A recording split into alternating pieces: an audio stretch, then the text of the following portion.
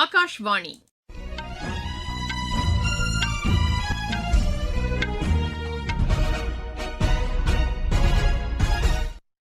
செய்திகள் வாசிப்பவர் சுமித்ரா ரத்னம். தலைப்புச் செய்திகள்: தமிழக சட்டப்பேரவைத் தேர்தல் வாக்குப்பதிவு நாளன்று மாலை 6 மணி வரை கருத்து கணிப்புகளை வெளியிடக்கூடாது என்று தேர்தல் ஆணையம் அறிவுறுத்தியுள்ளது. காசநோயை முற்றிலும் ஒழிக்க தேவையான நடவடிக்கைகளை அரசு மேற்கொண்டு வருவதாக மத்திய சுகாதாரத்துறை அமைச்சர் திரு ஜே.பி. நட்டா கூறியுள்ளார். மத்திய அரசின் திட்டங்கள் மூலம் விவசாயிகளின் வருவாய் அதிகரித்துள்ளதாக வேளாண் அமைச்சர் திரு சிவராஜ் சிங் சௌஹான் தெரிவித்துள்ளார். ஹோர்முஸ் நீரிணை வழியாக 92,000 டன் எரிவாயு ஏற்றிய 2 கப்பல்கள் பாதுகாப்பாக இந்திய துறைமுகங்களை வந்தடைய உள்ளன. வியட்நாம் சர்வதேச சேலஞ்ச் பேட்மிண்டன் போட்டியில் இந்தியாவின் ஆனந்தாஸ் ராஜ்குமார் பிரதான சுற்றுக்கு முன்னேறியுள்ளார். இனி விரிவான செய்திகள்.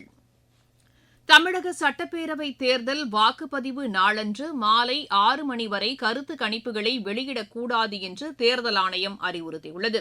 இது தொடர்பாக தமிழக தலைமை தேர்தல் அதிகாரி வெளியிட்டுள்ள அறிக்கையில், வாக்குப்பதிவு நடைபெறும் ஏப்ரல் 23ஆம் தேதியன்று காலை 7 மணி முதல் மாலை 6 மணி வரை வாக்குப்பதிவுக்கு முந்தைய மற்றும் பிந்தைய கருத்து கணிப்புகளை வெளியிடக்கூடாது என்று தெரிவித்துள்ளது. புதுச்சேரி, கேரளம், அசாம் சட்டப்பேரவை தேர்தல் மற்றும் இடைத்தேர்தல் நடைபெறவுள்ளதையொட்டி ஏப்ரல் 9ஆம் தேதி காலை 7 மணி முதல் 29ஆம் தேதி மாலை 6:30 மணி வரை வாக்குப்பதிவுக்கு பிந்தைய கருத்து கணிப்புகளை நடத்துவதற்கும் வெளியிடுவதற்கும் தடை விதிக்கப்படுவதாக அந்த அறிக்கையில் கூறப்பட்டுள்ளது. தமிழக சட்டப்பேரவை தேர்தலில் மதச்சார்பற்ற முற்போக்கு கூட்டணியில் இடம்பெற்றுள்ள விடுதலை சிறுத்தைகள் கட்சிக்கு 8 தொகுதிகள் ஒதுக்கப்பட்டுள்ளன. இதற்கான ஒப்பந்தத்தில் திமுக தலைவர் திரு மு.க.ஸ்டாலினும் விடுதலை சிறுத்தைகள் கட்சித் தலைவர் திரு தொல் திருமாவளவனும் கையெழுத்திட்டனர். அசாம், கேரளம், புதுச்சேரியில் அடுத்த மாதம் 9ஆம் தேதி நடைபெறவுள்ள சட்டப்பேரவைத் தேர்தலுக்கு தாக்கல் செய்யப்பட்டுள்ள வேட்பு மனுக்கள் மீதான பரிசீலனை இன்று நடைபெறுகிறது. வேட்பு மனுக்களை விலக்கிக் கொள்ள நாளை மறுநாள் கடைசி நாளாகும். புதுச்சேரியில் 30 சட்டப்பேரவை தொகுதிகளுக்கு 445 பேர் வேட்பு மனுக்களை தாக்கல் செய்துள்ளனர். பிஜேபி மாநில தலைவர் வி.பி. ராமலிங்கம், காங்கிரஸ் நாடாளுமன்ற உறுப்பினர் திரு வைத்திலிங்கம், இந்திய கம்யூனிஸ்ட் கட்சி மாநில செயலாளர் திரு சலீம், அஇஅதிமுக மாநில செயலாளர் திரு அன்பழகன் உள்ளிட்டோர் நேற்று வேட்பு மனுக்களை தாக்கல் செய்தனர். தேசிய ஜனநாயக கூட்டணியில் என்ஆர் காங்கிரஸ் 16 தொகுதிகளிலும், பிஜேபி 10 தொகுதிகளிலும், அஇஅதிமுக மற்றும் லட்சிய ஜனநாயக கட்சி தலா 2 தொகுதிகளிலும் போட்டியிடுகின்றன. மதச்சார்பற்ற முற்போக்கு கூட்டணியில் காங்கிரஸ் கட்சி 16 தொகுதிகளிலும், திமுக 12 தொகுதிகளிலும், இந்திய கம்யூனிஸ்ட் கட்சி 1 தொகுதியிலும் போட்டியிடுகின்றன.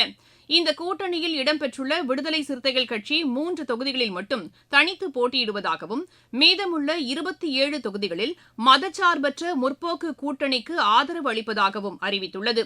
தமிழக வெற்றிக் கழகம் 28 தொகுதிகளிலும், அதன் கூட்டணி கட்சியான நேயம் மக்கள் கழகம் 2 தொகுதிகளிலும் போட்டியிடுகின்றன. உலக காசநோய் தினம் இன்று கடைபிடிக்கப்படுகிறது. 1882ஆம் ஆண்டு இதே நாளில் டாக்டர் ராபர்ட் காச் காசநோய் பாக்டீரியாவை கண்டுபிடித்த நாளை குறிக்கும் வகையில் ஒவ்வொரு ஆண்டும் மார்ச் 24ஆம் தேதி உலக காசநோய் தினமாக கடைபிடிக்கப்பட்டு வருகிறது. காசநோயை முற்றிலும் ஒழிக்க முடியும் என்பதே இந்த ஆண்டின் கருப்பொருளாகும். இந்நாளையொட்டி குடியரசுத் தலைவர் திருமதி திரௌபதி முர்மு வெளியிட்டுள்ள செய்தியில், காசநோய் இல்லா இந்தியா இயக்கம் மூலம் காசநோயை கண்டறிந்து இலவச சிகிச்சை அளிக்கப்பட்டு வருவதாக தெரிவித்துள்ளார்.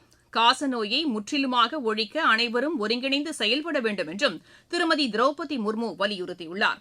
காசநோயை முற்றிலும் ஒழிப்பதற்கான நடவடிக்கைகளை அரசு மேற்கொண்டு வருவதாக மத்திய சுகாதாரத்துறை அமைச்சர் திரு ஜே.பி. நட்டா கூறியுள்ளார்.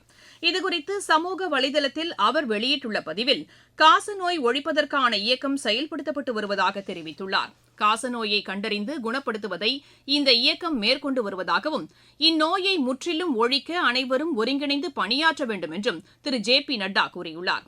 இதனிடையே காசநோயை ஆரம்ப நிலையிலேயே கண்டறிவதன் மூலம் முழுமையாக குணப்படுத்த முடியும் என்று சென்னையைச் சேர்ந்த நுரையீரல் தொற்று சிகிச்சை நிபுணர் டாக்டர் ரோஷன் எமது செய்தியாளரிடம் தெரிவித்தார். இன்னைக்கு வேர்ல்டு டிபி டே.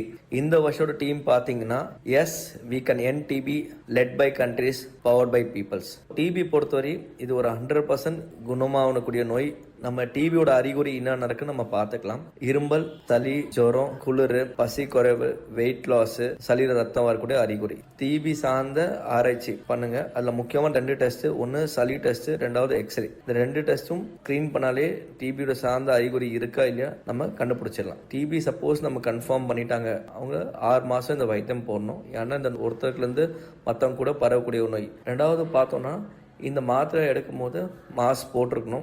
பப்ளிக் பிளேஸில் அதிகமாக எக்ஸ்போஸ் ஆகக்கூடாது. சளி கண்ட இடத்துல துப்பக்கூடாது. புரோட்டீன் சார்ந்த ஹை நியூட்ரிஷன் டயட் எடுக்கணும். உங்கள் வீட்டில் யாருக்காவது டிபி பாசிட்டிவ் வந்திருக்கு, நீங்கள் கான்டாக்டில் இருக்கீங்கன்னா கண்டிப்பாக நீங்களும் போய் டிபிக்கு ஸ்க்ரீன் பண்ணுங்கள். இது பண்ணுறதுனால என்ன ஆகும்னா இந்த டிபியோட கட்டுப்பாட்டை நம்ம எடுத்து வந்துக்கலாம், மற்றவங்களும் பரவாமல் நம்ம பார்த்துக்கலாம். இது மத்திய அரசு திட்டங்கள் மூலம் விவசாயிகளின் வருவாய் அதிகரித்துள்ளதாக வேளாண் அமைச்சர் திரு சிவராஜ் சிங் சௌஹான் தெரிவித்துள்ளார். மக்களவையில் கேள்வி நேரத்தின் போது இதனை தெரிவித்த அவர், விவசாயிகளின் வருவாய் 8 மடங்கு அதிகரித்துள்ளதாக கூறியுள்ளார். வேளாண் துறைக்கான நிதி ஒதுக்கீடு 19,306 கோடி ரூபாயிலிருந்து தற்போது 1,30,000 கோடி ரூபாயாக அதிகரிக்கப்பட்டுள்ளதாக அவர் கூறினார். நாட்டில் உணவு தானிய உற்பத்தி 44% அதிகரித்துள்ளதாகவும் திரு சிவராஜ் சிங் சௌஹான் தெரிவித்துள்ளார். நீங்கள் கேட்டுக்கொண்டிருப்பது ஆகாஷ்வாணியின் செய்தி அறிக்கை. வாக்கு என்பது உங்கள் உரிமை, வாக்களித்தல் உங்கள் கடமை. கடமை புரிந்து உரிமை பெறுவது ஜனநாயகத்தின் தனிப்பெரும் பெருமை. கொட்டை கதவை திறக்கும் சாவி உங்கள் வாக்காய் இருக்கலாம். நீங்கள் அளிக்கும் ஒற்றை வாக்கில் தேசிய கொடியே சிறக்கலாம். இதயம் சொல்வதை கேளுங்கள், எல்லாரும் வாக்களியுங்கள். உங்கள் வாக்கு நித்திய வாக்கு, உங்கள் வாக்கு சத்திய வாக்கு. உங்கள் வாக்கு நித்திய வாக்கு, உங்கள் வாக்கு சத்திய வாக்கு. ஹார்முஸ் நீரிணை வழியாக 92,000 டன் எரிவாயு ஏற்றிய 2 கப்பல்கள் பாதுகாப்பாக இந்திய துறைமுகங்களை வந்தடைய உள்ளன. ஐக்கிய அரபு எமிரேட்ஸ் மற்றும் குவைத்திலிருந்து எரிவாயு ஏற்றி வரும் பைன் கேஸ், ஜாக் வசந்த் கப்பல்கள் வரும் 28ஆம் தேதிக்குள் இந்திய துறைமுகங்களை வந்தடைய உள்ளதாக எமது செய்தியாளர் தெரிவிக்கிறார். இதனிடையே குவைத் மீது நடத்தப்பட்ட ஏவுகணை மற்றும் ட்ரோன் தாக்குதல் முறியடிக்கப்பட்டதாக அந்நாட்டு அரசு தெரிவித்துள்ளது. அந்நாட்டின் பல்வேறு பகுதிகளில் மின் பகிர்மான நிலையங்கள் சேதமடைந்துள்ளதாகவும் கூறப்பட்டுள்ளது. இஸ்ரேல் தாக்குதலில் லெபனானில் உயிரிழந்தோர் எண்ணிக்கை 1039 அதிகரித்துள்ளது. இந்த தாக்குதலில் 2876 பேர் காயமடைந்துள்ளதாகவும் லெபனான் சுகாதாரத்துறை தெரிவித்துள்ளது. தோஹாவிலிருந்து கடந்த 20ஆம் தேதி முதல் 22ஆம் தேதி வரை கத்தார் ஏர்வேஸ் நிறுவனம் 7,750 இந்தியர்களை தாயகம் அழைத்து வந்துள்ளதாக இந்திய தூதரகம் அறிவித்துள்ளது.